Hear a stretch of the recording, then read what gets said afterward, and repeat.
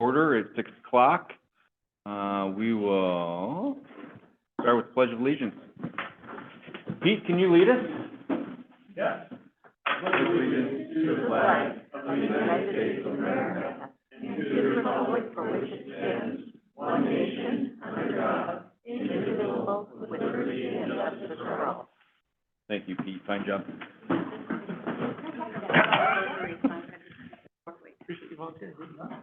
Next on the agenda is approval of minutes. Has everyone had a chance to review the minutes from last meeting? Does anyone? I did. Does anyone want to make a motion? So moved. Thank you. Second. Thank you, Sue. Any discussion? Seeing none. Garrett, any public comment? Yes, please. On the minutes? Oh, no, not on the minutes. Okay. All right. No public comment. All those in favor signify by saying aye. Aye. Opposed, same sign. Motion carries. Board chair update. I was going to talk about this last meeting, but we did not have an opportunity to. We did get an invite to the Ag Welding Showcase, and I don't know if any of you had an opportunity to go out there. If you did, you saw all the amazing projects that those kids did, working all semester, building their projects, and we had the opportunity to vote on small, medium, and large projects on which we thought were first and second place, and I was out there for it, and just the work that those kids did was amazing on that. So I did not really have a board chair update, so I will start with that. And just when you get the opportunity to get out to the Ag Center, especially for the new trustees, it is amazing the work they do out there and the quality of work that they do. One interesting story that I got from the welding teacher was one of the senior students was doing an internship with a welding company, and they were phasing out some of their welding equipment, and so they gave this student the welding equipment that they weren't going to use any longer, along with offering him a job starting this summer. And what that student was going to do after his 4 days working with that company was he was going to purchase some other welding equipment and go around town and start his own welding business on the side. So it's really impressive, the work and the PCBE stuff that our students are doing and taking it into their next phase of life and what they're doing. So we need to continue to support the kids and the work that they're doing, and support the teachers and the work that they're doing for our students. So that is all I have. Now, public comment, Jarrett. At this time, the board will allow comment on public matters that are not on the main agenda. Members of the audience are encouraged to briefly address the trustees on issues that is not on the agenda. The chair of the board will seek comment from the audience on significant items as they occur. Public matters do not include any pending legal matters, private personnel issues, or private student issues. Please do not attempt to address such issues at this time, or you'll be ruled out of order. You got approximately 3 minutes, Jared. Okay, thanks. I'm gonna try to keep it to 3 minutes. Is it working? Nope. I didn't think so. Like my voice is normally, oh, I got a green light now. Ooh, okay. Hello, my name is Sheriff Stubb. I have participated in the contract negotiations between the KEA and the Central Administration for over a decade now. When meeting this year, I realized that none of our current Central Administration team and Hey, only Jared. a couple. Jared, just real quick, that is going to be an agenda item. And so if you can just hold off until we get to that, I might appreciate it. Yeah, it was information only, so I didn't know for sure if you were gonna let me give a public comment. I'll give you an I was opportunity. going now. Okay, so it's just when it's discussion only items that you might not get to public comment? No, if it's on the agenda, you'll be allowed to comment on it. Okay, So, yeah, I'll give you an opportunity to comment on it. So, appreciate it. okay, thanks. Any other public comment? All right, seeing none, moving on. Custodial CBA ratification. Liz, sorry, I skipped one. Personnel action items.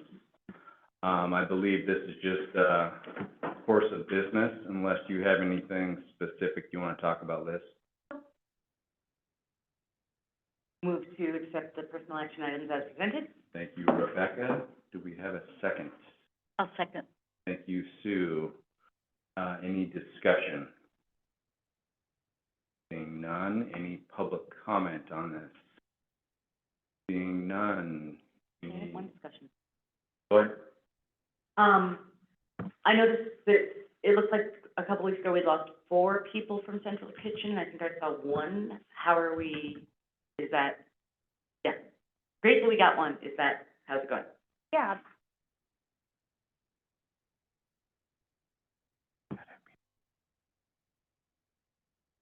This is harder than it looks to get this in just so you all know. There were 5 actual, so 2 resignations, 3 retirements, and we've hired 3 of those team leaders back at Central Kitchen. We wanted to wait until they were hired to let them fill their team. So hopefully we'll be moving in the right direction there, but it feels like it. It's a great team that's forming so far. Any other questions, comments? All right, seeing none, all those in favor signify by saying aye. Aye. Opposed, same sign. Motion carries or passes unanimously. Now, the custodial CBA ratification. Liz? So here's hopefully a final draft of our ratified CBA that you will approve tonight. Not any major language changes. We did have a couple. So if we scroll into Article 13, I think is where it starts. I'll just give you a brief overview.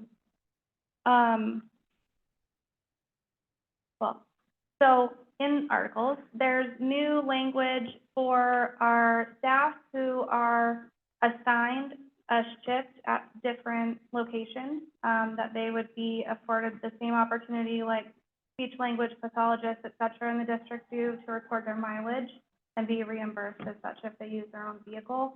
That would not include travel. So some of our high school custodials use a van, like a district van, to go and clean legends. So that's not inclusive in that.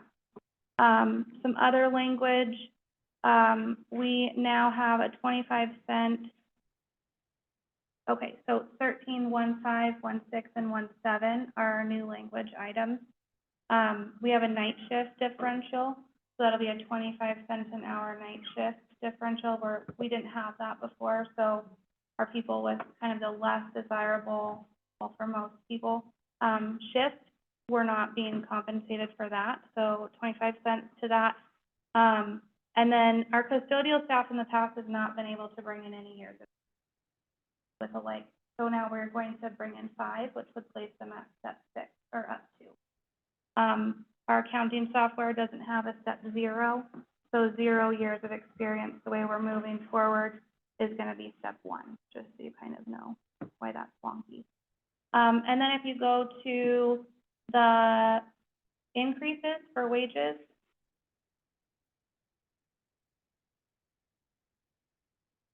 so we have agreed on a 10% for this coming year, 2%, and then 3% in this 3-year CBA.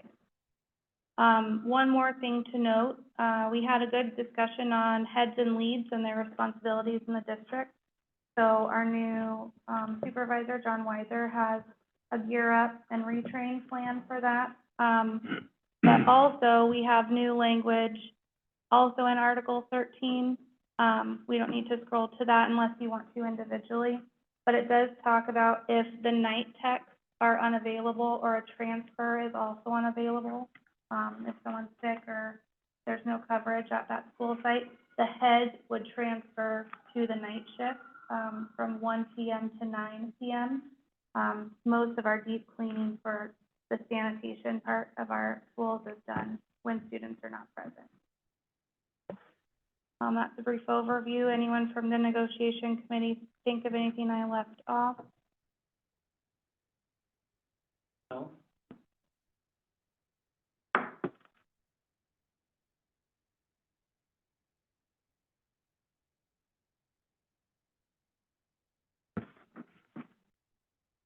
I move approval of the contract. Thank you, Jen. Hold on, who seconded it? Second. Thank you, Jen. Any discussion or questions for Liz?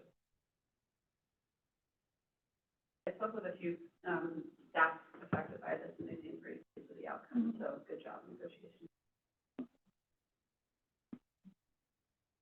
Thank you. Any further discussion amongst the board? Any public comment? Seeing none. Any further discussion from the board? Seeing none, all those in favor signify by saying aye. Aye. Opposed, same sign. Motion carries unanimously. Negotiations update. Liz?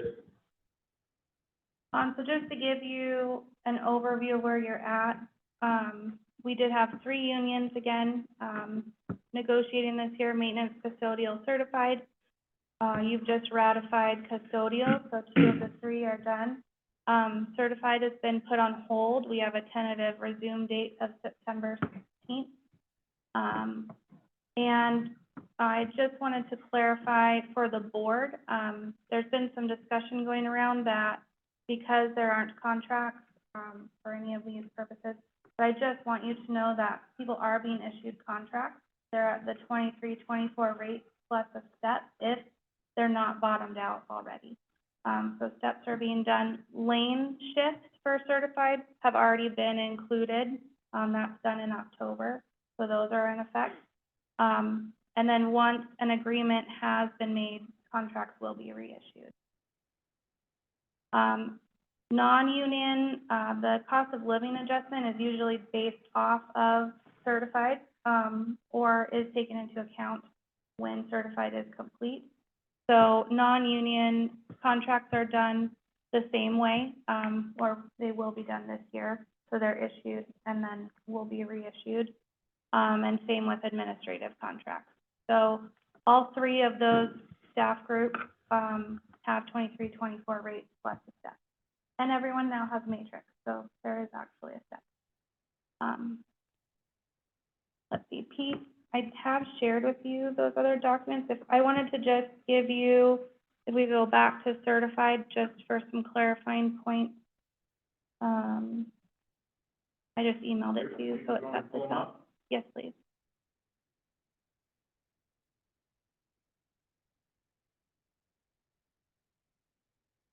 So just a 1.5-page overview on everything that was discussed and PA'd through certified negotiations this year. And then, so it's color-coded, but yellow was a non-agreement or where we kind of got stuck in negotiations. And then red are initial languages or ideas or pays that were taken off the negotiating table but were initially brought up. And then anything in green was a tentative agreement through our 3 months together this year, and the agreed upon language is underneath the checkbox. So where we really got held up was on prep time language in 75752 and 841. I would encourage all of you to go read those and ask me any questions you have about why KPS brought that up. But we initially tied that to the KEA's matrix reevaluation that they had posed. And eventually KPS took that off the table, and we're just negotiating on percent on pay. But if you could scroll down just through the whole document. Discretionary leave is the only other area we did not have an agreement formalized or taken off the table, and I think we were pretty close on that as well. That time ran out and, the end of school, so. Do you want me to go through the other one? Yeah. Okay. Pete, do you have that one? Yeah, I'll send it just right now.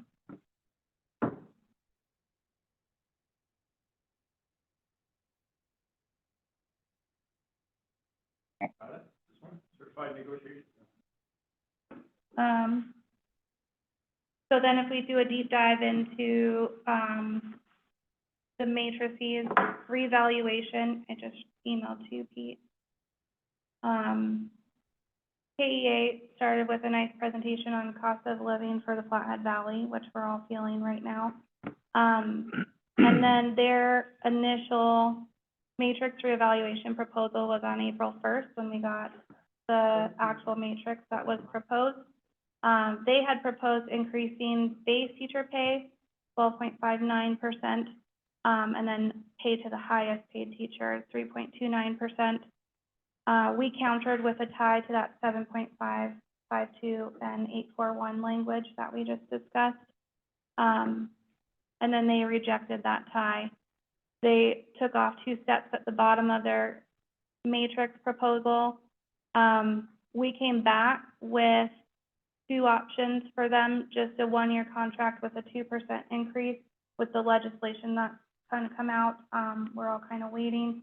KEA was big on wanting a 1-year contract this year.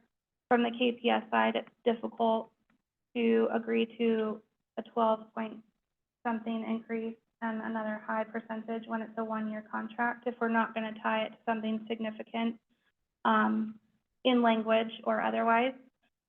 So as we went on, you can just see there, we came back on May 20th, removing the 7.5 language with a proposal for a 6% to our base teacher pay and a 2%. I should have also mentioned 15-year average for certified staff has been a 1.9% across the board. So we thought both of those numbers are above, or percents are above the average. And then KEA countered with adding an addition to the off-schedule stipend. So when you're bottom out on the matrix, what percentage increase you would get then. Our last proposal was an 8% and a 2.5%, but a 2-year contract. So that would be for this coming year, and then 1.5 for all certified in the second year. And then KEA countered with 12.59, 3.29. They removed 1% of their ask from the off-schedule stipend. So going from 2.5% to 4% still, and then had agreed to 9 and 4 for the nurses' pay. So this is kind of where we're at. If any negotiation team members want to also add, I'm comfortable with that as well. What, I guess if we were to do the KEA counter proposal, what would that equate to by way of additional budget that we aren't budgeted, or that we don't have money for? I guess, but what is that gonna cost us by way of a deficit that we're gonna have to cut and find elsewhere? We took a 4% overall into account when we were doing budget projections. So the impact from what our last offer was to what the counter was would be in the neighborhood of about $600,000. So that was the delta of $600,000. And what is that delta of what we budgeted? So I'm sorry, to be clear, what is the delta between the 529.24 KEA counter proposal and what we budgeted? What we budgeted, we just had projections, which I could maybe move back to you on, but we just kind of had a range for those. We didn't actually have a fixed number. When you take the 4% delta, it's. Correct. Yeah, the 600,000 is the important part, because we haven't really developed the budget yet. We're just trying to see where we're at. And it comes down to, okay, does that mean we're looking at 10 or 20 FTE reductions? So that, and how do we, manage classroom sizes and class offerings too? So that's all part of the reason why we can't have an answer right yet, and we have to extend it, is to make sure we understand all of the scheduling impacts that exist. What does 600K?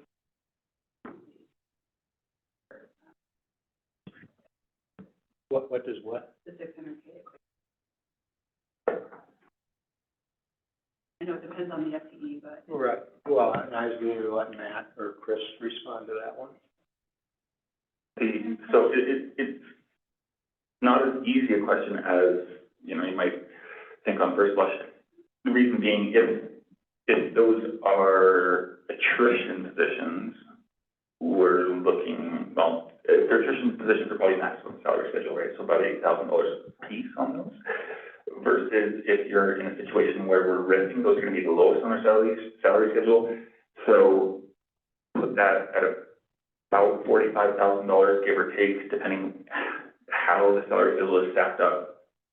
And then add, probably on average about $10,000 for health insurance. So it'd be in the neighborhood of $55,000 per position on if it was a rent situation. So just a couple other points with that, Jen, when we ran the math, it was another like 600 plus thousand. And so we figured that those positions would all be RIT positions. The situation gets a little bit more complicated when we start talking about the attrition, but also in some of the tentative agreements where we want to start new employees on step 10 or up to step 10, and then increase the bottom more significantly than increasing the top. So we're closing the gap between the highest paid and starting salary. So when we have an attrition situation or we have somebody retiring, the historic benefit that we've had in the difference in those salaries wouldn't be as significant going forward.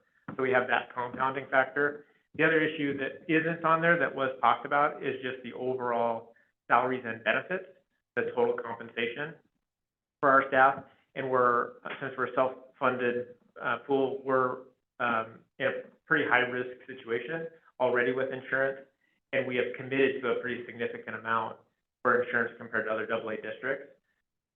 So, we just don't have a lot of the wiggle room, and it'll be good for us to come back to the table to see what it looks like to meet accreditation and be able to give the most we can to our staff.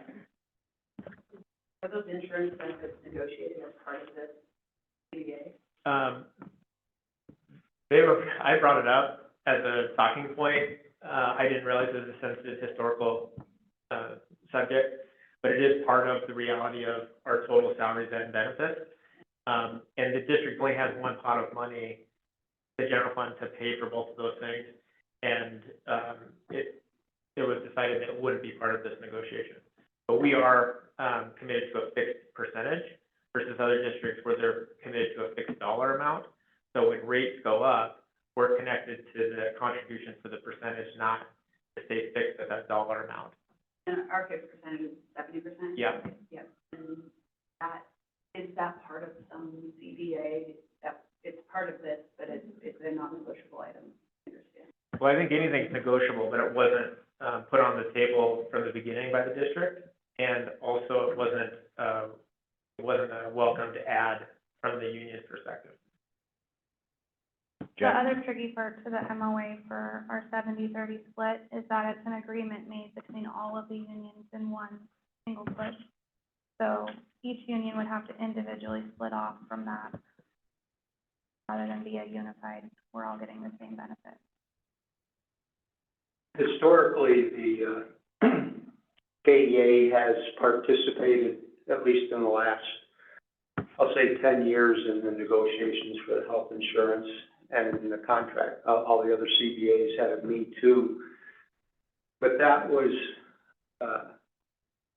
wasn't initially, or it's never really been the primary purpose of driving the health insurance costs and everything.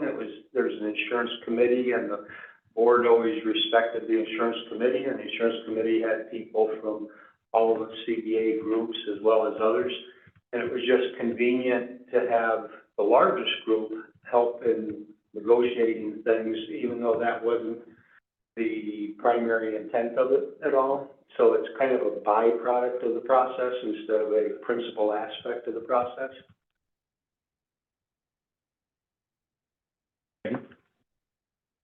So historically, I thought, way back when I was in the district, we had budgeted for a certain amount of, health insurance, and some people would not take health insurance, and so we would receive a cost savings there.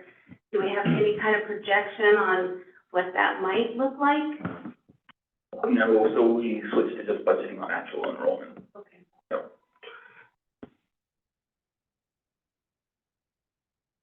First one. I have a question, not about the, pay specifically part of this, but about the period schedule. And so my first question is that not being negotiated anymore? We connected it to the maximum proposal by the KEA. And for us, it provides the flexibility to get us to a situation through accreditation where we could potentially meet that standard. There was a couple different proposals. One of them was to strike the duty period, and that was the first one. But from there, we also looked at equalizing the language between the middle school and the high school. So in the middle school, that second duty period is equitably distributed amongst all staff. And so they have a rotation to where staff would have, for example, what they're doing now is the staff will have a duty period 2 out of the 5 days a week. And then 3 out of the 5 days a week, they'll have teaming time or collaboration time in addition to their personal prep. And so that was talked about and considered. And then the third thing that was talked about and considered is just us presenting a proposal of having equal prep and teaming time K-12. So right now, the middle school and the high school have a duty period in their schedules, and the K-8 staff do not. So the K-8 staff get one prep period that they can use for personal prep or teaming or PLCs, and in the middle school and high school, they have 2 periods. And is the way to even that to make the K-8 like the high school, or to make the high school like the K-8? We proposed making the 6-12 like the K-5. Then the secondary option was to at least make 6-12 similar and not have a K-5, a 6-8, and a 9-12. And then we just discovered some things. You know, I'm relatively new, and I didn't know that, you know, some positions in the district don't have the duty period.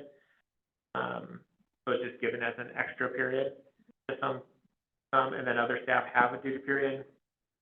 So we just talked about it, and I think that, you know, my impression was that once we got beyond the initial conversations, that it was a good conversation to go back and forth about how do we use that time and how does it provide schedule flexibility.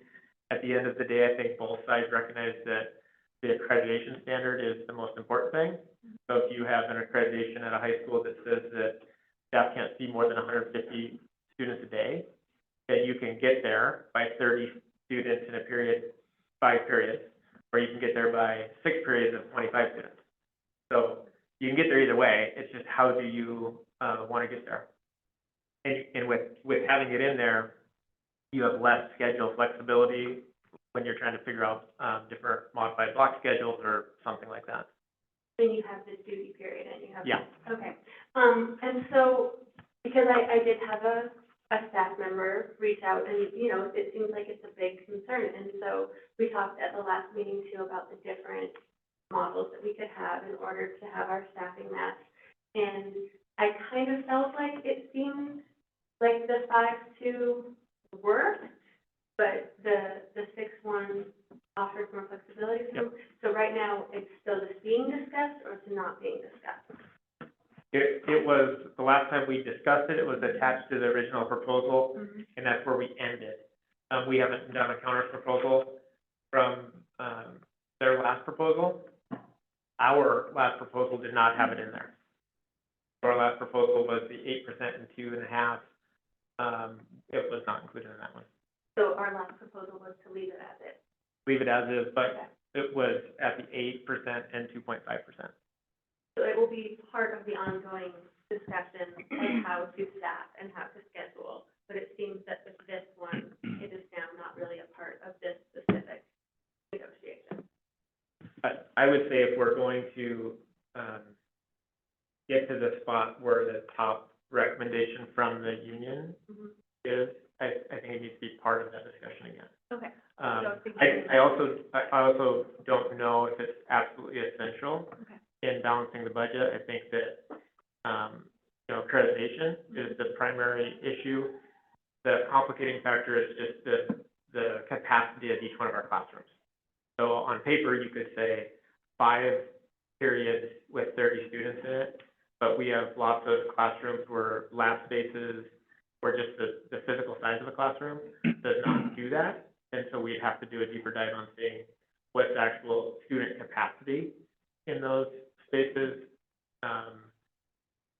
And I think that, some of this is just awkward tension a little bit, when you're negotiating. We have just great teachers and great union representatives that are sitting across from us at the table. I think there was a lot of agreement. This wasn't specific where it was just hard to come together, but the agreement was on these big ideas of we want to pay our starting staff more. We recognize that getting started in the Flathead Valley is really tough. So from the get-go, I think that, a higher percentage at the base, and then a less percentage at the top was, noble start by the KEA, and I think reciprocated by the district. Allowing 10 years of experience definitely helps in that recruitment process, and that was a tentative agreement to doing that. But those types of things, we also added a stipend for special ed classrooms, self-contained special ed classrooms, because we just recognize those times are challenging. So there were lots of things that we've added pieces of pockets of money and already allocated some things to, or at least in concept. So I'm confident we're going to get there. We're going to figure it out. I also, just by the nature of our overall deficit, we're going to be in a spot where we're going to start the year with our administrators looking at scheduling. And that's going to give us all an enlightenment on different ways to do this and getting creative about how do we provide the most programs, the most course offerings with the budget that we have. We also have a legislative session happening right after that. And then we have an opportunity to run a levy at the high school. And my very, early forecast would be that's our most important levy is that high school general fund levy. And that's just a really big roadblock right now when we're just around 90% funded. So it wasn't necessarily these ideological discussions on what we think is good or bad and disagreement there. Just how do we get there? What does it look like when we do commit to that? That last proposal, and we're running the math, and this is kind of quick napkin math while you're negotiating, but I had about 14 staff. And we had already kind of envisioned 30. And so when you stack those together, I'm wondering in my head if we're going to meet accreditation. And all the complicating factors, we weren't able to just get back right then and say, let's tabletop this and go back and forth. 30 plus 14, so 44. Mm. So I'm very satisfied with that answer, and I will add, the people that I've talked to that have been a part of negotiation have all basically echoed that. It's very hard, it's gone a very long time, but it does seem that people do see the effort and the challenge and the trying to find a balance between the two. So thank you very much. Rebecca, Jessen.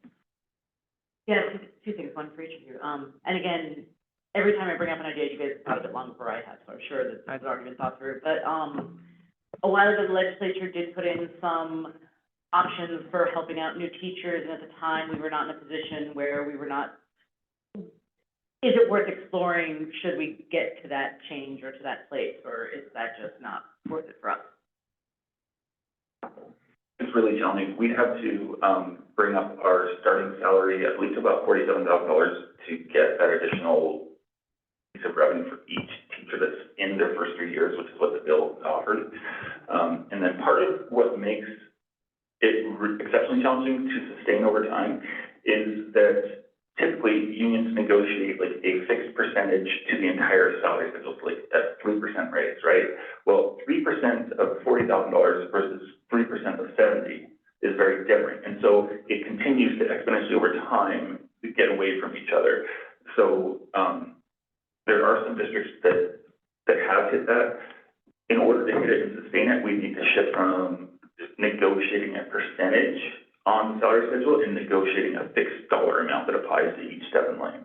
Does that make sense? Yeah. So, And then the other thing was just really tiny. You said the board should read a couple paragraphs that you felt were relevant. Are those accessible to the board? Are those accessible to the general public? And if not, are you planning to send them to us in some? I'm happy to email them after this. It's in the, certified CBA, which is on the HR page. So if you go to unions and associations, you can find all of them, including MOAs, historical, and then work your calendars too, if you're interested in all of those. I guess I'm deaf in the, oh, you're showing us where it is.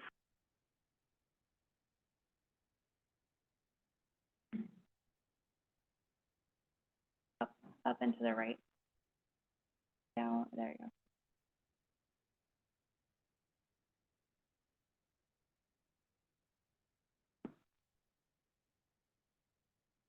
There.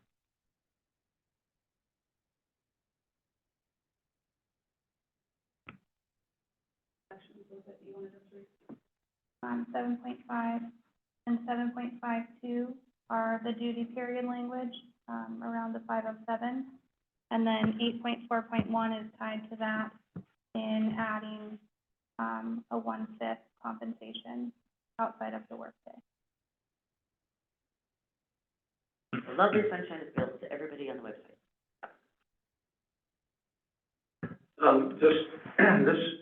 Matt used the word awkward before, and to me, the awkwardness is, this is covering more territory within the CBA than previous ones, except for 96.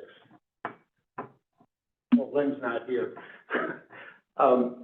And it's also coupled with, how are we going to deliver curriculum in the future and the flexibility we need with it, and that's the difference between 607 and 507. And it also, because of the pandemic and technology and the use of it all, it's all culminating now, coupled with lack of money, to make sure we fully understand the teaching models that we have. And so between the KEA and administration, which is all new, it's just taking longer to understand it all and the ramifications. So even though we've negotiated 1-year contracts or 2 years, we don't know what we're going to end up with. We don't know where we're going to end up on the bottom there. So I would say it's all still very much open to negotiations, because we're trying to make sure that if we go in a certain direction, what are the consequences? And that each side has been very open and sharing of the information back and forth, the understanding / consequences.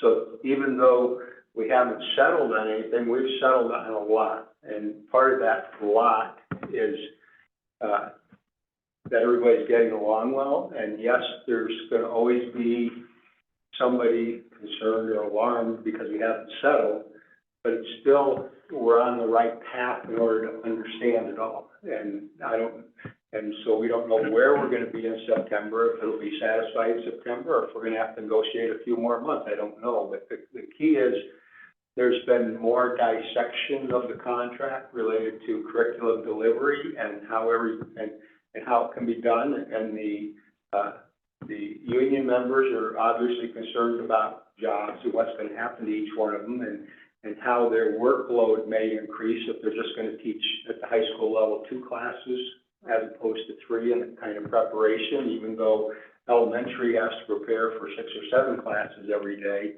and junior high has a combination of it. So it just comes down to, even though we might want to settle this, there's so many nuances to it that we're trying to understand that we just can't settle it in a historically timely fashion. So just to clarify, the first document Pete pulled up off of this, that was color-coded, none of those green tentative agreements would take effect until you ratify ABA. So those are not reflected in the contracts we are sending out actually last Friday. The only exception to that might be the compensatory time MOA, and I'll be sending that to Lynn, if we can still move forward with the MOA we have agreed on. Does the activity period that is currently in effect, is it implicated in any way or satisfied in any way by the early release Wednesdays? No, we didn't use the early release in any of the, that's a year-to-year calendar decision, so it wasn't part of the CBA negotiation. Is there a difference in hours worked? Or, I guess it's not, it more relates to the schedule offerings, because when you think about the 5-2 versus the 6-1, we have an afternoon every week that we're not offering any classes, right? I mean, I don't know, I'm just thinking out loud and trying to think of what we might be able to do to kind of address this. I think on paper, you know, if you were doing a tally of total prep time and, whatever you want to call it, teaming time or TLC time or prep time, that early release is added in there each year that a calendar is approved that has early release. The collective bargaining agreement is going to be intact until something different is negotiated, so we could change the calendar next year and not have that in there. I'm not suggesting that, I'm just saying, and then we wouldn't want that tied to a collective bargaining agreement that is reflective of prep time. So we just didn't partner those conversations, but it is a reality, and I think it does provide a really strong benefit for all of our staff, I'd say especially our elementary staff that, have the one prep a day. But I think it's equally beneficial for the high school, middle school. I mean, they use it. It's not like it's not used time. And historically, weren't early outs, which were once a month, but there was also an extra day, weren't they PIR, not, prep? And don't we also have amounts of PIR we have to offer our teachers? I'm not sure on the past how those calendars work, but typically PIR is in addition to a regular school day. And so if you do an early release as part of a regular contract, and PIR is an extension beyond that. And so you have a contract that's 180 student days, and 187 contract days. So those, to add up to those contract days, it's beyond the regular day. As a parent, I used to say PIR time. Yeah. Sorry, I'm just reading the calendars, but I don't know. But have we greatly expanded that? Because it seems like when we went to once a week rather than once a month or twice a month, early outs, we also took off the one day a month that we were having it looked like it was kind of a wash. It was more a shuffle than an hour reduction. I don't actually know all the math on those historic calendars. I think that I know that the once a week early release has changed the instructional minutes, in the sense that there's less instructional minutes a year than there have been historically. And I know because I recently had to look into how many periods count as a full-time student, and periods are determined by minutes. It used to be 4 periods was a full-time student, now it's 5 for a high school student.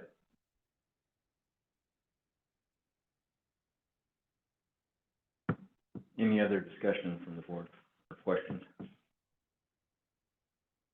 All right. At the risk of sharing like so much, so this is like, I know there's a ton of information here. I thought the Beacon did a nice job with the most recent article. I appreciated, how they put that article together. The Interlake is going to put it on an article, and we've been in communication with them. I hope that at the end of the day, I hope they reflect the sentiment that we have towards each other. And, negotiations will come and go, but we have great staff and people working. There's not a teacher in America that makes too much money. Montana is the last in the union for teacher pay. So there's definitely not a teacher in Montana that's making too much money. So that's not the problem, that's not the discussion. We have the people that represent the best in our community, pouring it out every day for our kids. We want to treat them as well as we can. We also need to be able to sit here and make a recommendation for you guys on how are we going to get to a balanced budget. And what does that what does that look like? And so the rub is really about, how do we do both things? How do we take care of people as best we can? How thin of a margin can we ride on? And then how can we deliver to you guys a plan that says, if you adopt this budget in August, this will put us on track towards fiscal stability, where we'll at least break even. And that's what we want to do. There's been a minor discrepancy that when we're presenting numbers to the paper and the KEA is presenting numbers to the paper, and we don't have it exactly fished out because we don't know where, the KEA numbers are coming from, but it looks like the negotiations came from a contract that was reflective of a base contract without a 0.5% increase. We gave a one-time only 0.5% increase. I think it was tied to ESSER funds. And so we've been negotiating in good faith off of the base budget. So when we present, and also when the KEA presents like a 12%, what they're really saying is an 11.5% because the current contract is inflated by 0.5%. We're really clear with each other, but that's been a complicating factor to communicate with the media. So I just want to put that out there. So if there's a mix of, well, they're saying 8% and they're saying 7.5, which one really is it? It's 8%, but it would actually be a real change of 7.5.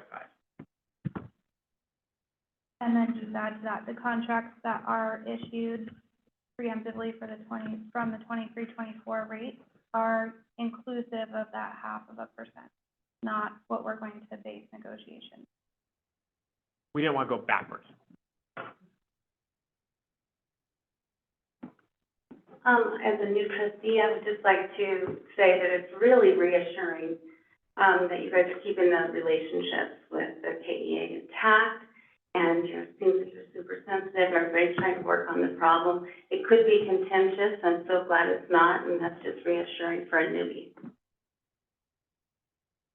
In full transparency, I'd say that there are pockets of tension, though. I think that when you're talking about money, and changing what somebody's work expectations are, there's a room full of people in those meetings that don't look super happy. Okay. But I hope at the end of the day that, we can just keep talking and keep figuring it out together. Any other discussion, Jen? Timing question, we have to adopt our budget. How are we gonna do that when we're negotiating? Great question. We were anticipating running into next year with a deficit anyway. And so when we were negotiating, we were saying the budget deficit needs to be made up the following year, and we wouldn't actually, like with the 5 of 7 and changing that 6 of 7, for example, we said next year will be the same 5 of 7 until we've had a chance to work in administrative and teacher teams to determine what the best scheduling is for each building. Then the reductions in staff would happen next year that would impact the following year. But it is a key point. When we started this discussion, we said that one of our norms was we want to have the least harmful impact to students and staff. And, we saw how this played out this spring across the state. And frankly, I was surprised, and not being critical that I wasn't part of those discussions, I was just surprised at, Helena ripping 50+ positions, Missoula ripping, I think, 40-some, but a total of 60-some positions reduced. And then Billings, I think they were in the 30s, pretty significant. And those decisions happened in, I think, May is when most of that came out. And so, in our profession, a May RIF is really hard on the hiring season because a lot of the jobs have already been hired, and then you're headed right into the end of your contract. So, we decided early on to use attrition this year, and then look at attrition next year, and then get to the RIF discussion if and when we had to get to that, to give more warning so that people had a time to seek employment somewhere else if we get into that spot. But it did tie our hands a little bit in the negotiation process, because now we're sitting in the spring negotiating, not having the option of a RIF this spring, knowing we're already projected to carry a significant deficit next year on a limited interlocal agreement. I'm not gonna speak for Christie, but he can correct me here, I guess. We'll end this year with a deficit as we projected last year that we would, that we'll pull from the interlocal agreement. And then next year, we're projecting another deficit, and what this will cover from the interlocal agreement. That's calling back a lot of the ESSER funds that we put in there. But we will not have, likely will not have the interlocal agreement to float that third year. So we'll need to be on a track towards budget stability, next year for the following year. Chris, do you want to add anything to that? Yeah, I think the kind of the one thing that maybe is, well, I think that sometimes there's a perception that the interlocals has been accruing a big mass of money over time, and we could be taking that money and giving it back and paying salaries. And the reality is currently we're about $5.8 million in that interlocal. When you consider that we spent almost $90 million last year, a $5 million reserve is pretty minuscule, right? It's a roof on a building. It's essentially one emergency away from being gone. So I think sometimes just to kind of continue on what Matt was saying, you know, if we're getting our interlocal balance at $2.5 million, that's razor thin in an organization of this size. So at some point, we'll probably want to think and have a discussion around what an appropriate reserve balance is for the size of our organization, but that's a luxury that we hope to get to down the road.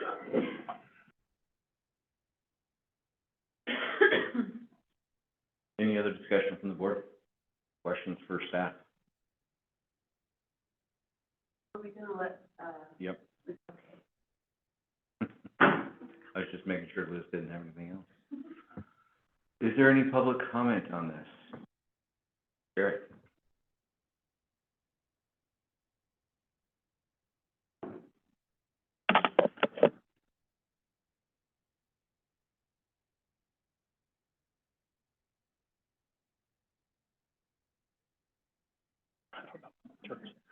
Good. Thank you, Morgan. Hey, I appreciate that presentation. It seemed to be very accurate from my point of view. There was a couple little things that kind of, you know, I wanted to say something, but I'm not going to comment on anything that's going on right now. I think that what they just said was completely legitimate as far as what I've seen too. Because I'm going to speak on something slightly different. So again, my name is Jared Stump. I have participated in the contract negotiations between the KEA and the central administration for over a decade now. When meeting this year, I realized that none of the current central administration team, and only I think a couple of our current board members were around when all these discussions took place over the past few cycles. And I thought it might be helpful to share just a quick 3-minute history, if I may. How many of you remember the teachers in this district voting to take a 0% pay raise for the 2011-2012 school year? Don't worry about showing hands because I know you can't. This was instead of a 2% pay raise that was previously negotiated, and it was in order to help the district correct a large budget shortfall. It was not an easy pill to swallow at the time, but the teachers supported our administration faithfully. And I think we surprised everybody by passing that vote. How many of you remember the KEA agreeing at the table in 2016 to drop the teachers' pay increase from 2% to 0.6% in a deal to save our district's health insurance? This deal was also included, it also included the central administration and board agreeing to pay $725,000 from the interlocal agreement fund to shore up the district's insurance. This loan still sits as an unfunded liability on our current insurance budget today. While the district loan sits idle, the teachers already paid for their share of that deal, not just once, but every year to follow that percent was decreased. How many of you remember the negotiation opener of the central administration of 2019, in which they explained that our district's budget shortfall is so dire that they could not afford even a 1% salary increase unless the levy request passed later that year? The central administration stated over and over again that for every 1% increase to the certified pay matrix, the district's budget increased by $1 million. These turned out to be false statements. At the end, the levy failed, and both sides agreed to a 3-year deal with a 3%, 2%, and 2% COLA.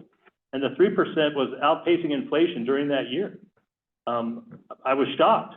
Thank God the 1% raise doesn't really cost $1 million, or that would have cost the district $7 million in 3 years. But again, that's not true. How many of you remember the COVID pandemic? Yeah, I thought so. How the KEA and the central administration had each other's backs all the way from start to finish. How we worked together to make sure schools could stay open when so many around the state were closing. With everyone's futures unknown, in 2021, both sides agreed to that 2-year extension with 2% COLAs. This allowed the district to have a solid footing to complete long-range budget planning and get the budget in order, to help teachers continue to battle the normal inflation that we've been seeing.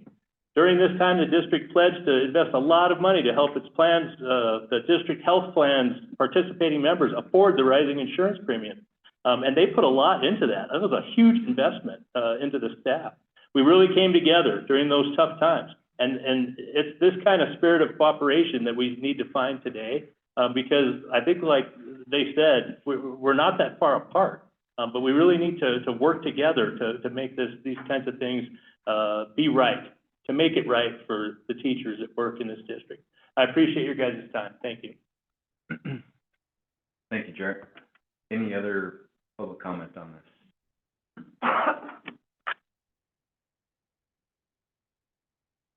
All right, seeing none.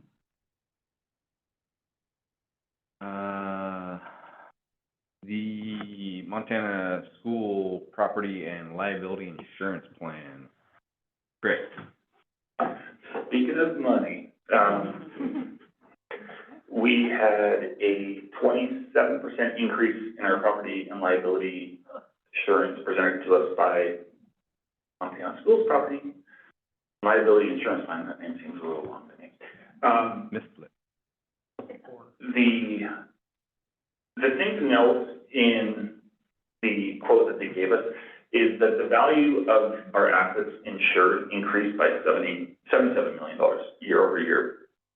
So if you take the cost from this current year, if you take the cost of if you take what it costs to insure $1 of assets, right? The increase, so it's essentially holding constant the cost per dollar of assets. The increase in our assets increasing by $77 million was $137,000 of the increase, and the remaining amount of $22,000 was due to a couple of other factors. One being we have some really significant losses that we're expecting to pay out. One in particular where we will our insurance company rather, will likely pay out the full $750,000 payout, which is a pretty big hit. And then there's a couple others in there as well. So in total, we'll likely be paying out in excess of $1 million on our policy this coming year. So in light of those two things, although 27% sounds big, with inflation and the values of our buildings increasing pretty substantially, it didn't seem, it's not as bad as it might initially kind of appear to be. I hope that was clear. Can you click on the year-over-year premium comparison? That one? Yeah, everybody to see. Can you blow it up a little bit, Pete?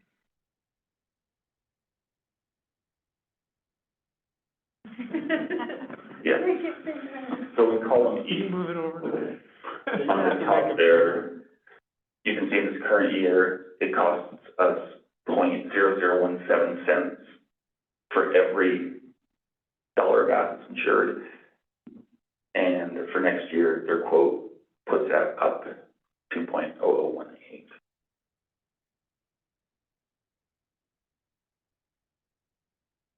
Same thing happened to the district that happened to your home market value, taxable valuations.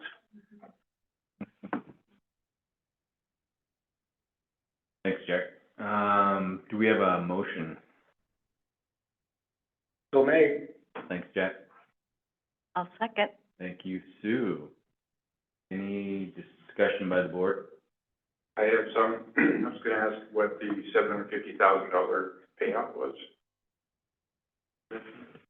It's budgeted. Oh, No, What, what, the insurance payout, it was an accident. oh, okay. I thought it was still budgeted on, okay. I didn't, wasn't accurate, Mark. I appreciate that, thank you. Any other discussion? Seeing none, any public comment?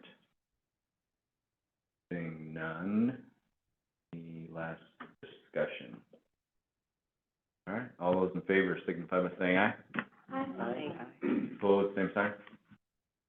Motion carries unanimously.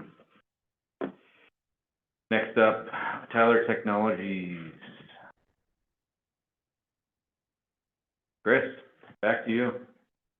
More money. Okay, so, our current ERP vendor, so our ERP vendor is the vendor that sells us our accounting software, our HR software, and then our enrollment, software.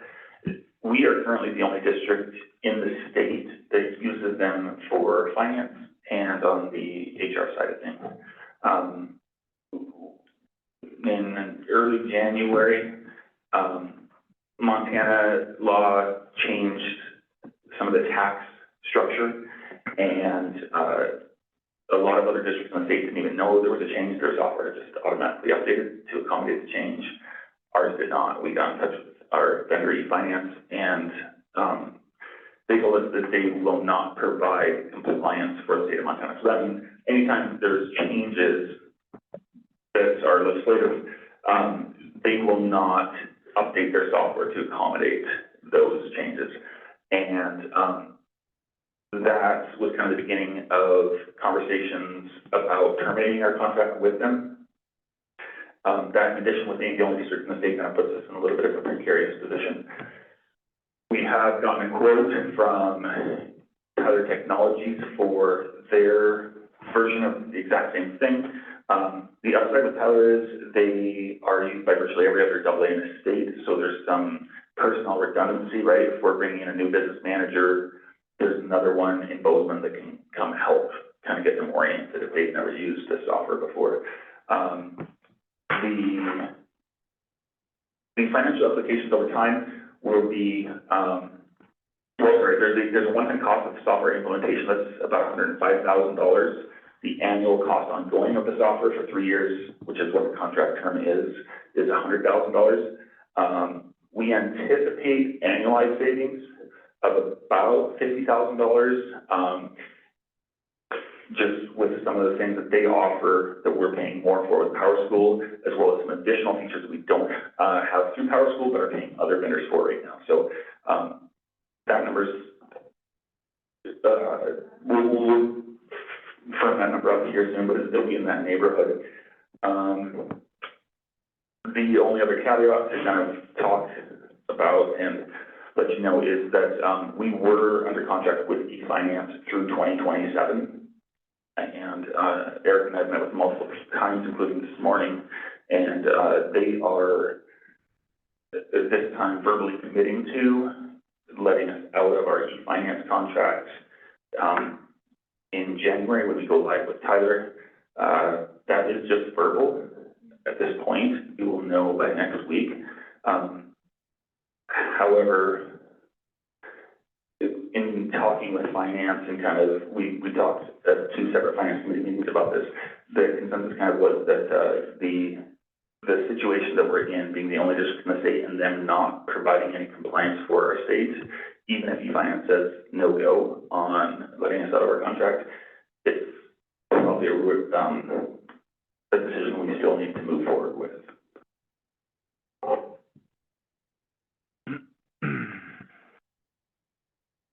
So how we got in this predicament,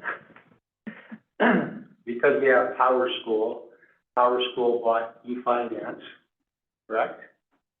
And we thought that was an easy transition to go to eFinance, even though we were the only vendor, because there was implied, even though it's not written, support for that.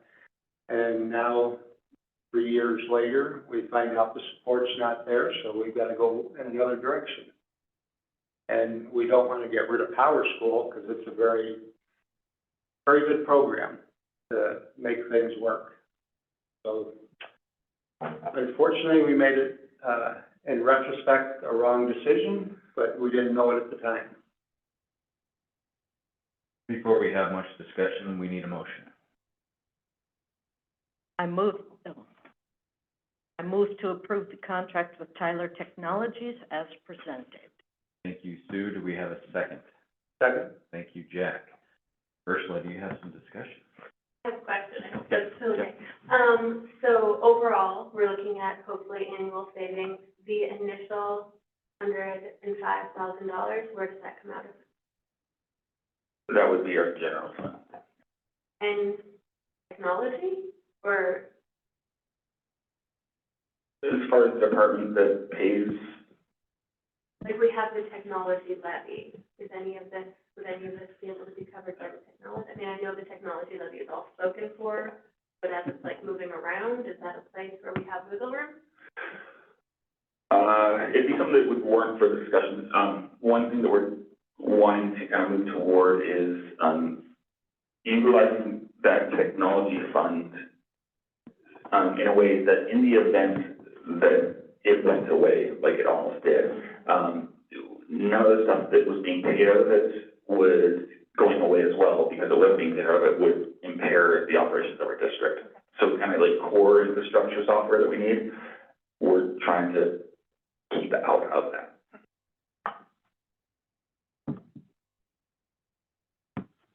Heidi? Does this Tyler Technologies still house the Power School? Will we get to keep Power School, or will we have to change all of the systems?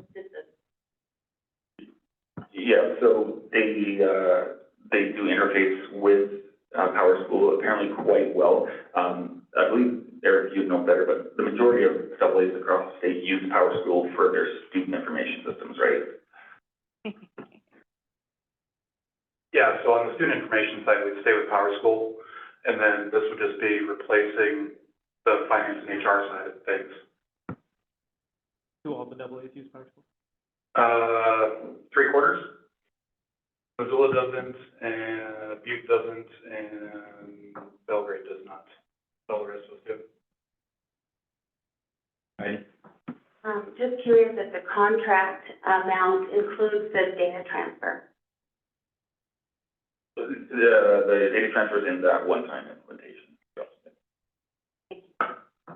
Rebecca?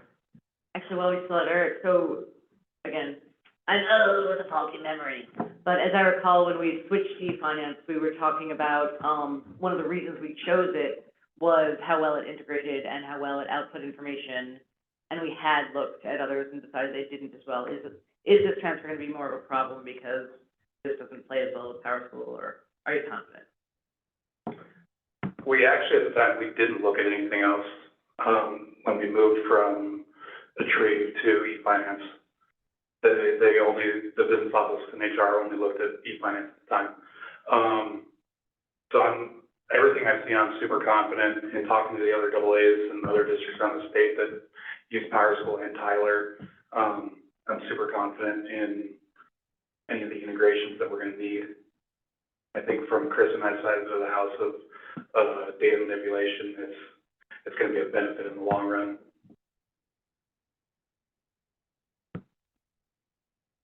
Jennifer? If, e-finance doesn't let us out of the contract, what is that?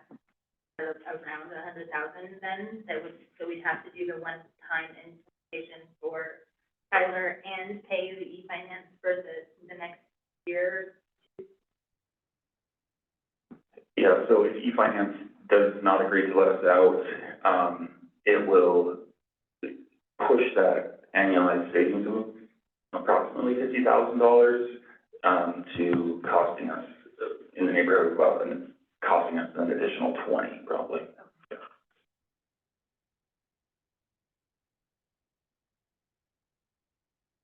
Any other questions, comments? Seeing none, any public comment? Seeing none, further discussion? A question on the, getting out of the contract and obviously assuming as though they haven't delivered with what they're going to deliver. How confident are we that we're gonna get out of it? So they seem to be working with us in good faith. They, the first time they verbally kind of said they would agree to allowing us to restructure that contract and let us have the finance portion. That was with a group of 6 people from the company on a call. We asked that they summarize the conversation in an email, which they did do. And then today, when we met again with our current rep from the company and his manager, she felt fairly good as well that they would let us out of the e-finance portion. Some of the HR pieces that we use, which are not nearly as costly, she said we may have a hard time getting out of those just because they are still functional.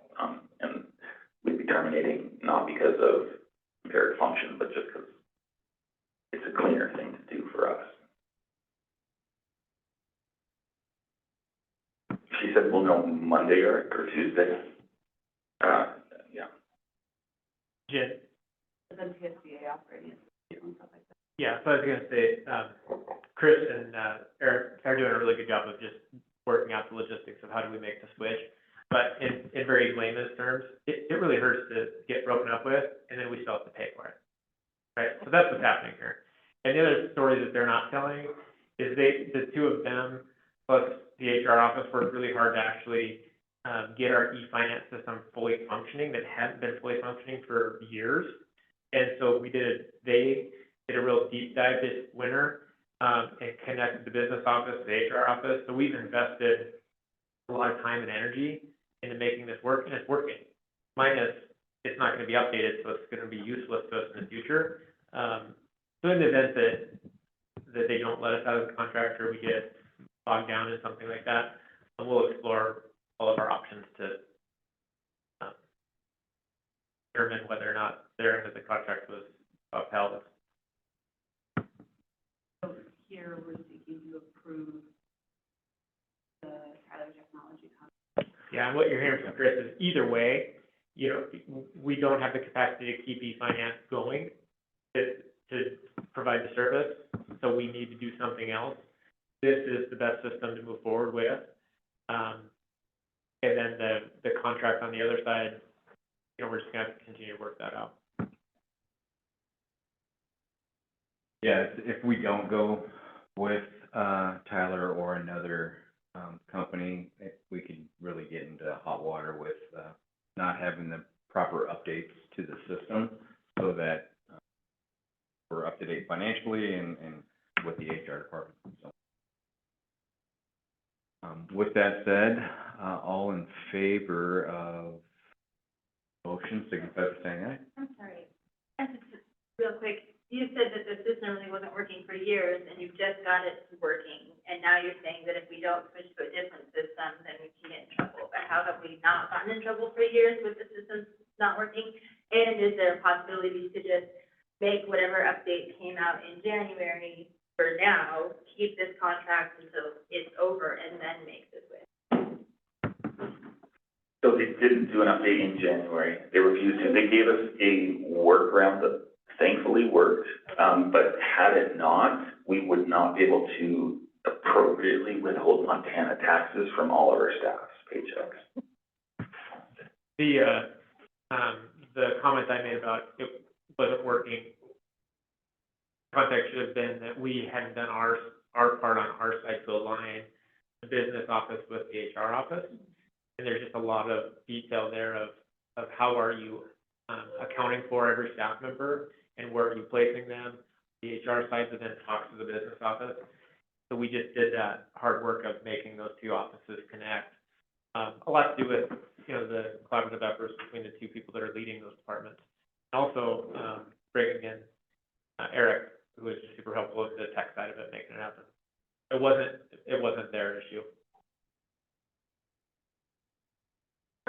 and to comment on that, just in being here, the language that I heard people in HR and that I heard Gwen use was, it is a big learning curve to learn how to implement e-finance. So I don't know, like, if it wasn't that it wasn't working, but it was just so much to learn and figure out.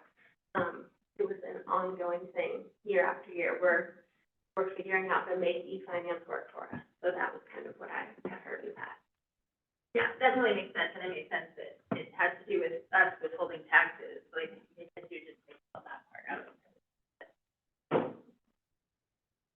Okay, with that said, all in favor signify by saying aye. Aye. Opposed, same sign. Motion carries.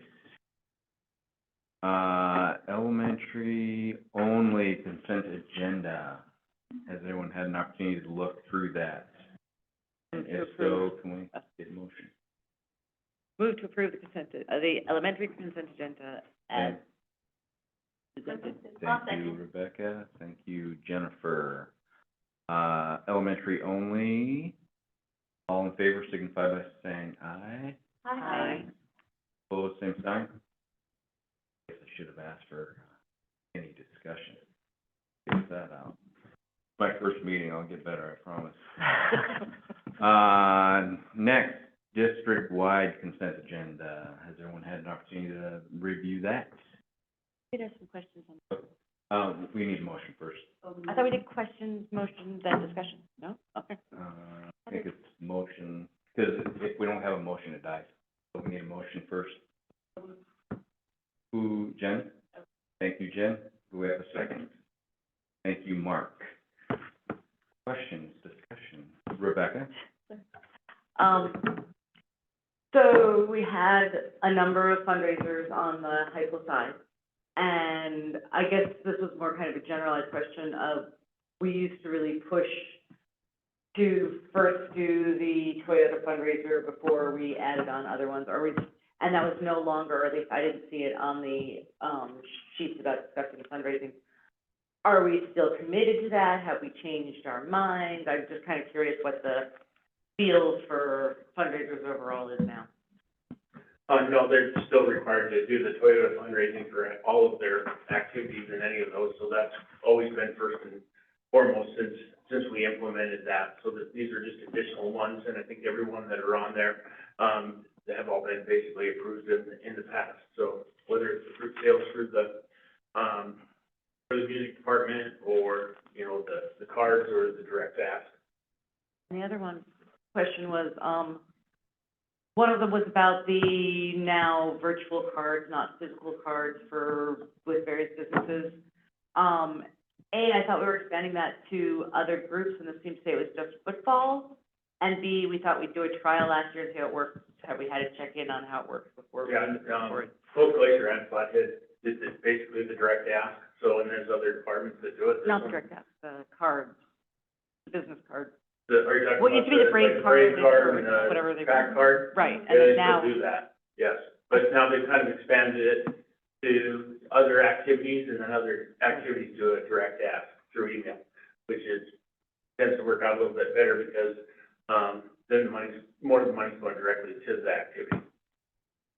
right, so on the Brave cards and pack cards, last year, we moved to, rather than a physical card being, or there was an option where we just said we'd try it out to do a, virtual option, like on a cell phone, rather than a physical card. No, they And did it looked both. like this was that, They did card. both last year. They sold the physical Okay. card, and then they did the direct ask too. right.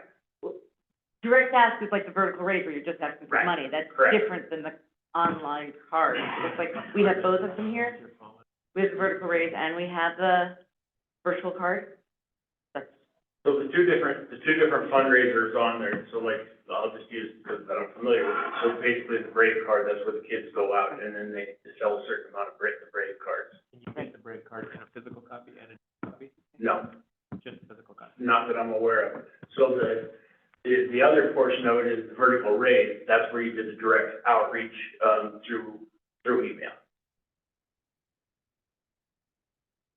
Yeah, we had virtual cards. no, there's a virtual, I'll How clear it about up this, later. we'll look into that, I'll clear it up later. but whether it's virtual Right. or, No, the whole thing a is hard- good, I just wanted to I check. still have my card sitting on my desk. No. Some people have a All right, virtual. hold on. Yeah.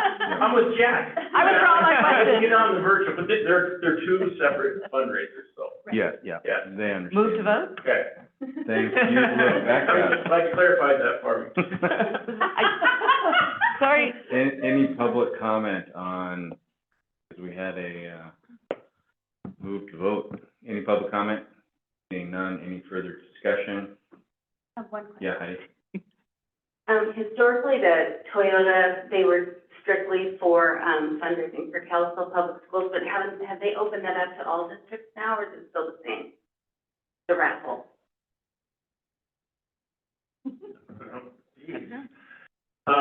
Just curious. I don't know what the other schools do, but all of the funds that we raise within the district goes directly to the activity and then also back to the district. So there's no other districts, that are in collaboration with us. They may have their own fundraisers, but this is, the Toyota raffle is specifically for KPS. I think that other districts are selling the same Toyota raffle tickets. I don't think there's two trucks, if that's the heart of the question. That's my So I question. think there's lots of schools probably selling tickets. So if you're buying a ticket, your chances are probably going down, the more schools and the more groups that are selling tickets. Thank you, yeah. They always announce on those tickets the total number they're willing to sell, so you know going into it what your chances are. But the nice thing is all the money that is raised through KPS goes to KPS.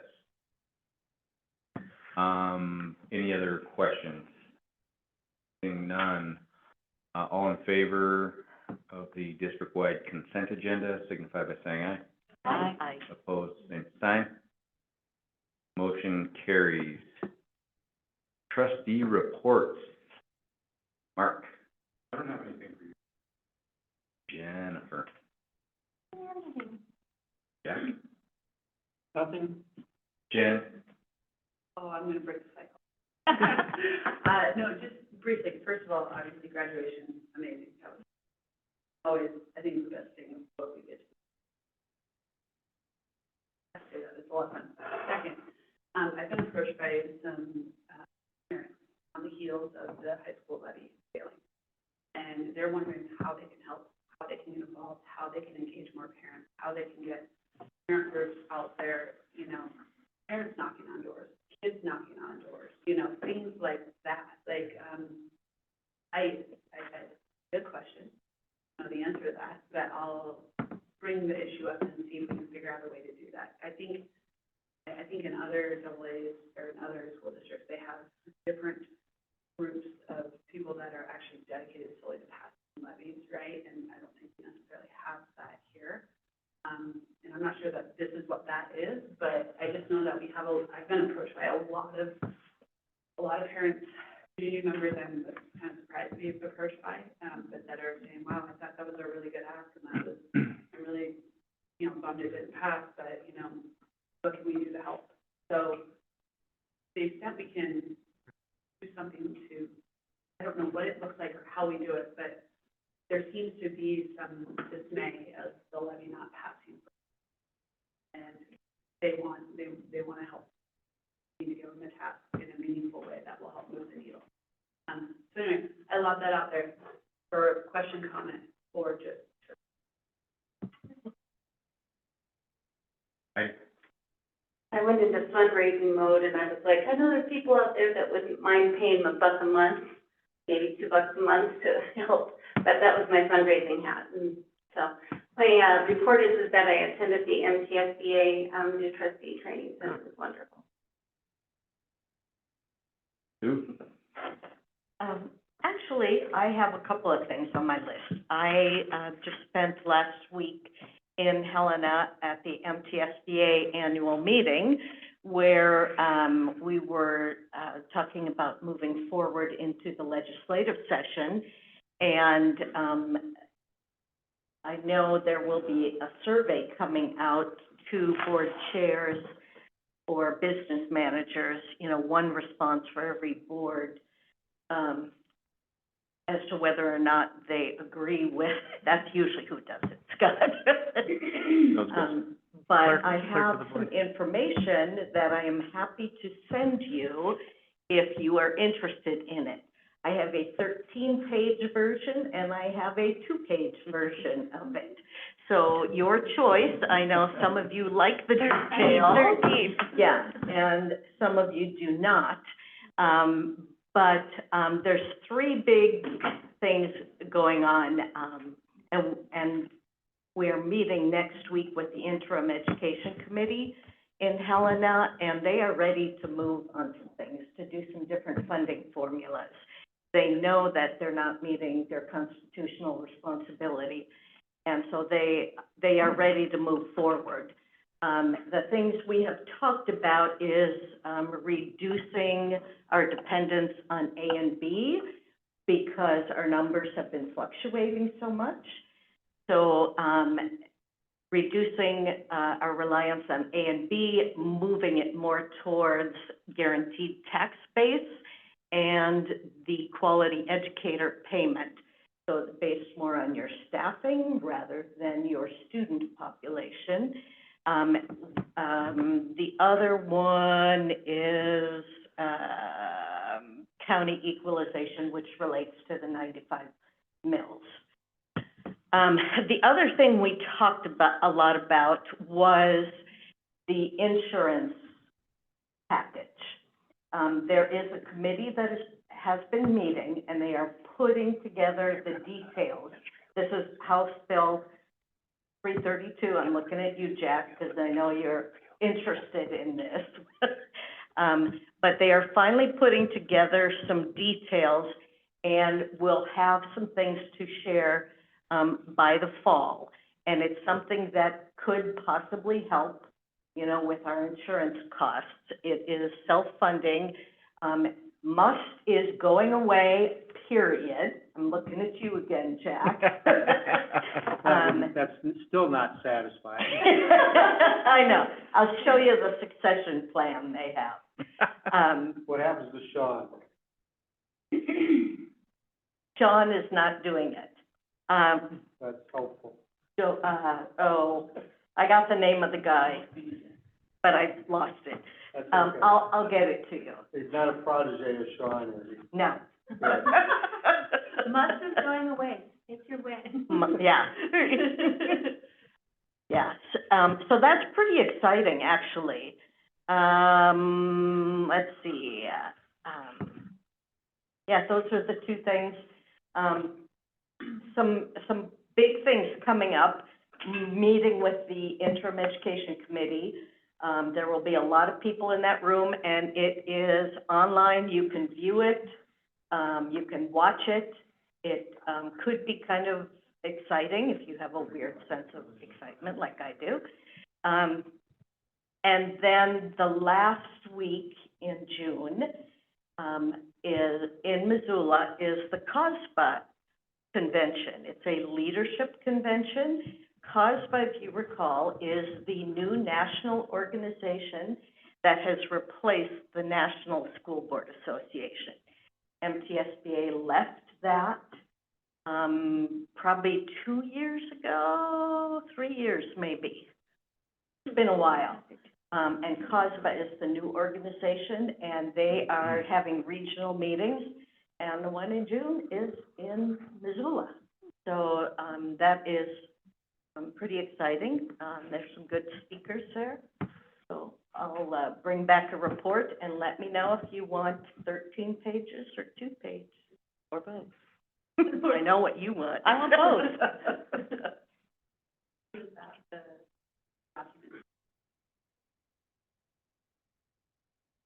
Yes. Okay. Just send out both and people can choose.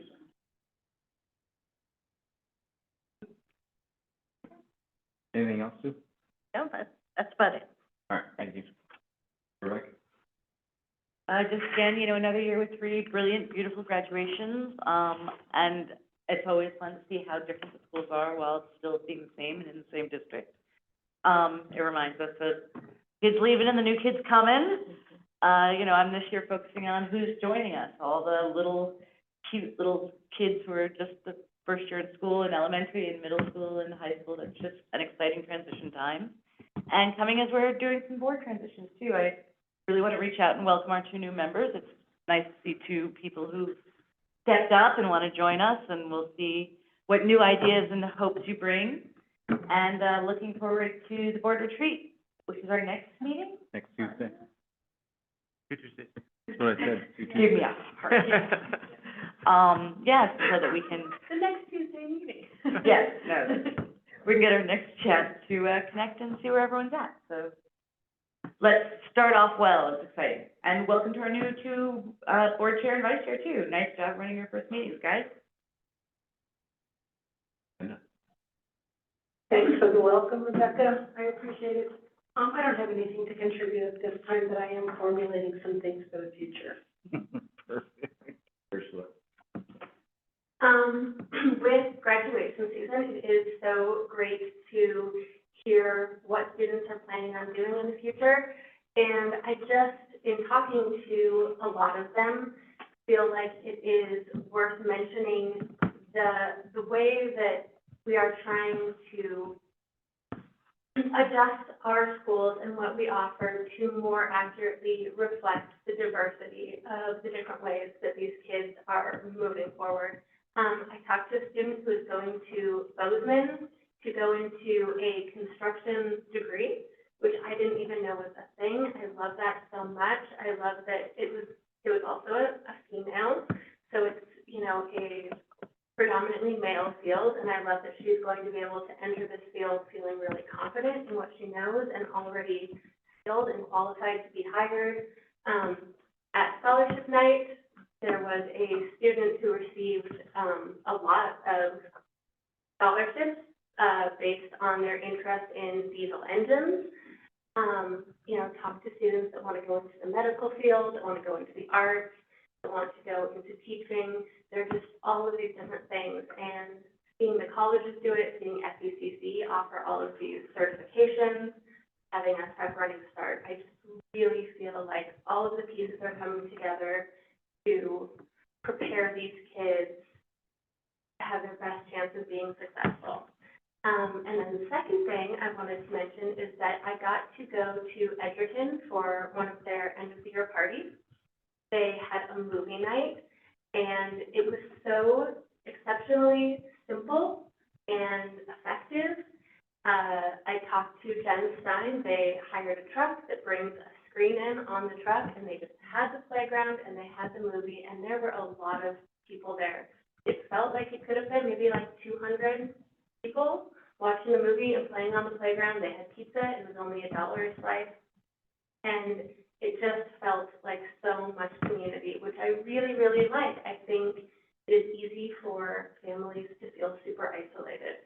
And so any opportunities that we have to bring big groups of people together to just casually spend a sunny evening together, I think is exactly what makes our district stronger. That is my thing. Thank you, Ursula.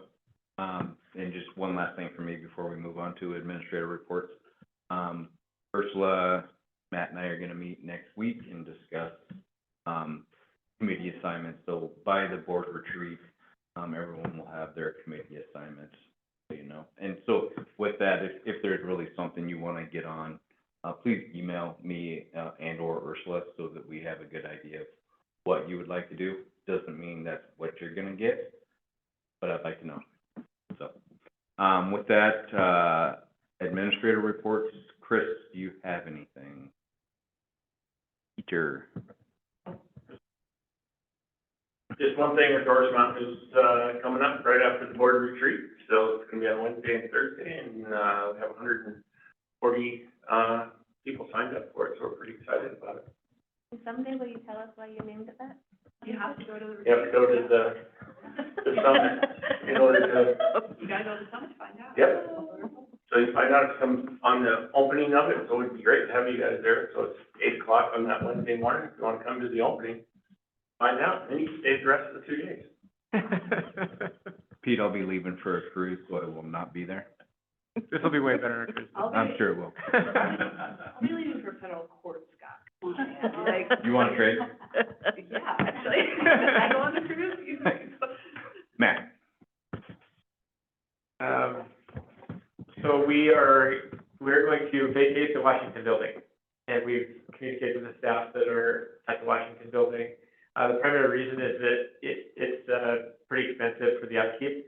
We had Superintendent Klein in the Washington building, and then we had 3 other support staff plus a heart locker.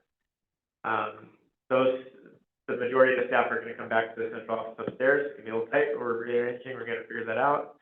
And then the heart locker, we're finding a space within one of the schools. I think we're really close to being able to nail down a spot and announce that. But we wanted to make sure that they had adequate space, meeting space, most important for them, but also a separate door so that they had access to the community without going to the main entrance of the school. So we're working out some of those details and pretty close to having that tied up. So rough estimate on the Washington building is about $400,000 if we were to have it ready to go and just keep it maintained. We got most notably the roof, the windows, and then the heating system. Boiler itself is good, but all of the unit ventilators would need to be replaced. It's also an older building, so once you start tearing into an older building, we're dealing with asbestos and those types of things. We don't have any immediate plans for that building, but I would just throw out there that I think that space is a good space to consider in the future, some sort of partnership where we could tie ourselves to some staff housing. And so if we could partner, I've had some very preliminary discussions with some folks about entering into a relationship or just seeing what that looks like with the developer. Maybe we use the property to trade, or maybe we sell the property. But it's not great for our practical uses to continue to own that property, to use it. The idea of converting it back to a school without green space is not very practical. So, and then just the layout and the upkeep of it probably wouldn't fit any of our other needs. So we're going to explore it to see where that goes, but we don't have any immediate plans for it. On the flip side, very excited to talk about the Meridian Court property.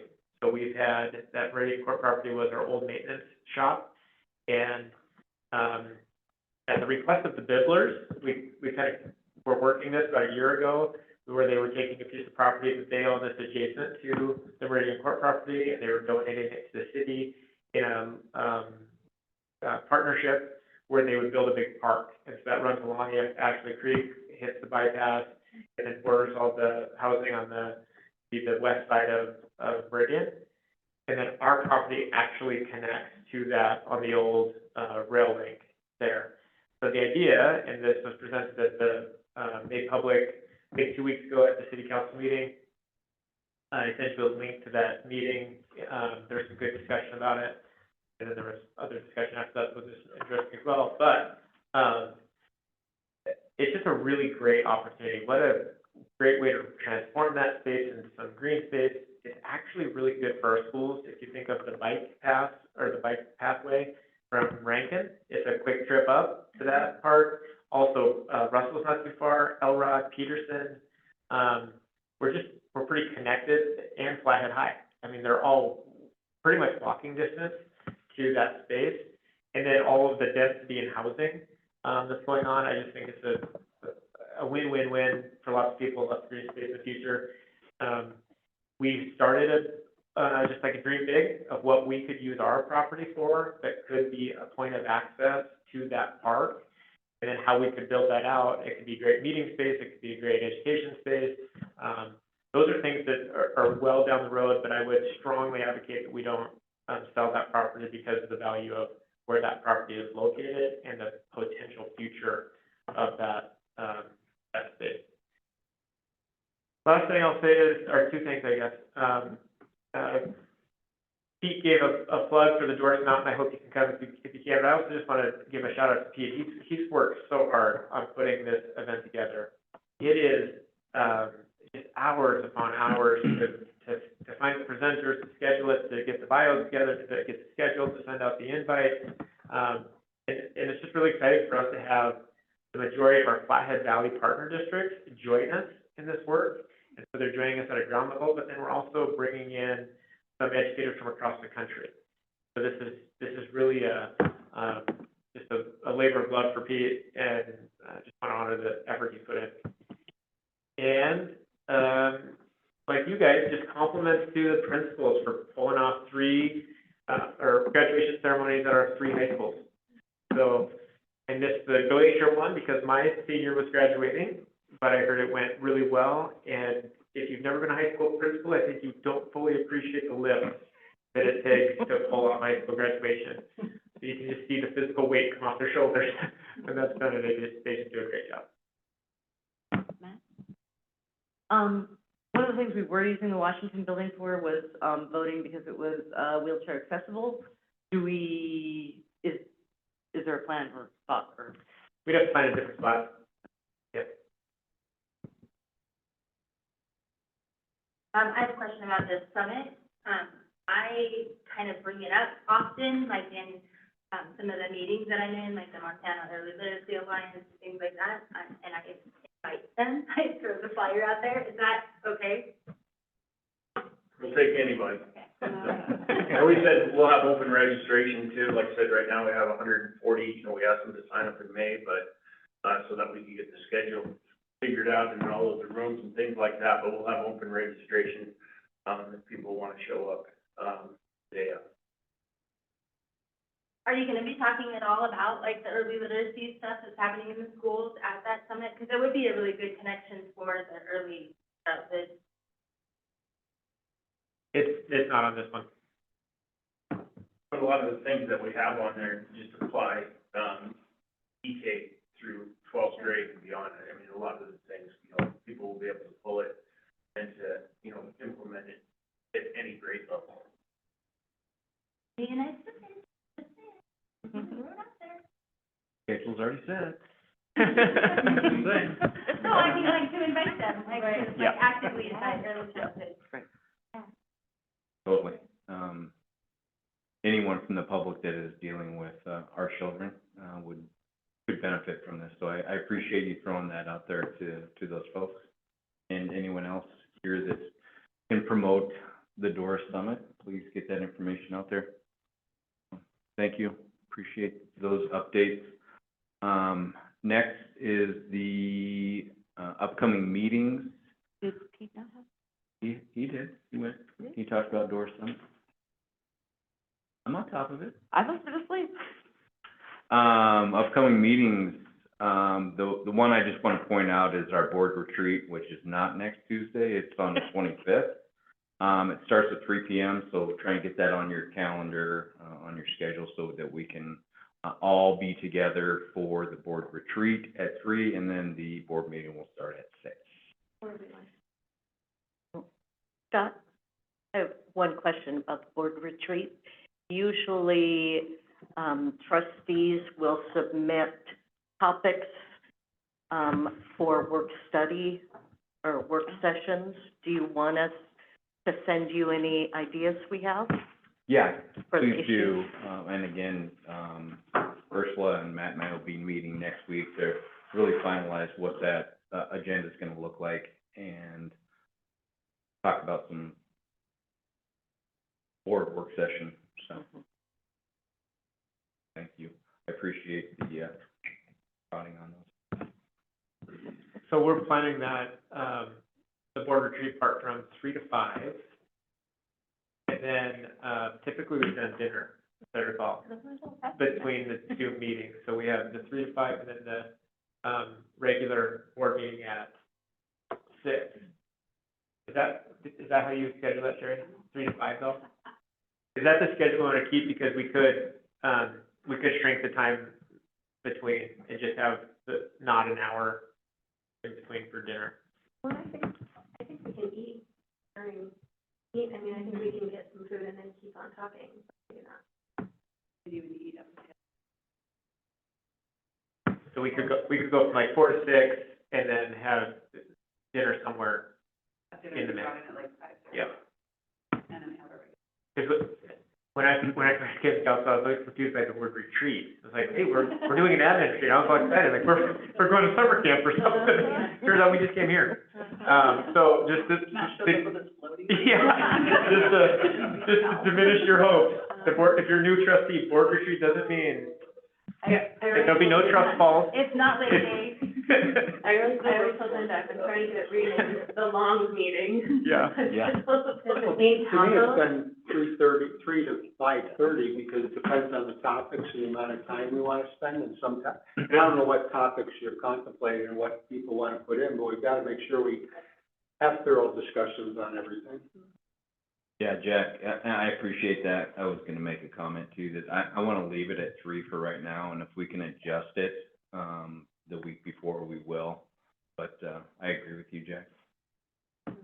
I was just gonna say, Jim, in the past, we have tried to be kind of done eating before the meeting starts, just so if public comment shows up, they don't think that we just have a party every time beforehand. And for the new trustees, it's when we set our goals the next year, it's when we have time to come together as a board, it's when we talk about work studies that we want to do each month for the rest of the year. It is sort of our big time to come together and talk as a group and think where we want to go. All right, do we have a motion to adjourn? Yes. Thank you, Jack. Second? Second. Thank you, Sue. Any discussion? All in favor, signify by saying aye. Aye. All right, any opposed to? Aye.